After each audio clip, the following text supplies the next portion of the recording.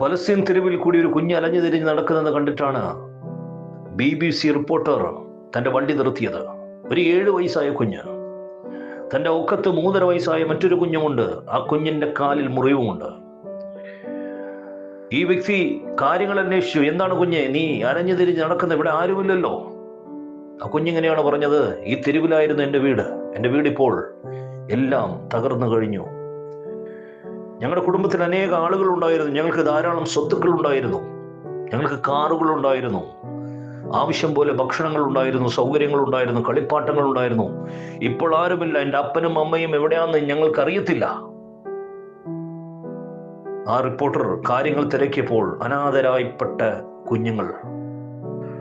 നോക്കണം, ഇത് തന്നെയാണ് ജീവിതം എന്ന് പറയുന്നത്.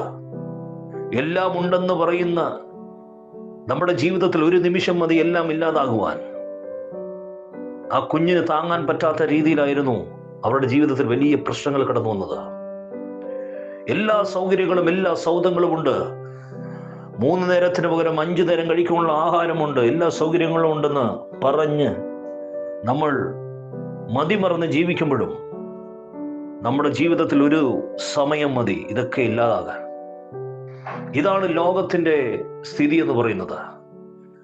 അതുകൊണ്ട് തന്നെ ഉള്ളത് കൊണ്ട് തൃപ്തിപ്പെട്ട് ദൈവത്തിൽ ആശ്രയിച്ച് മുന്നോട്ട് ചലിക്കുന്നവന്റെ ജീവിതത്തിൽ എന്നും സ്വസ്ഥത ഉണ്ടാകുമെന്നുള്ളതിന് യാതൊരു സംശയവുമില്ല.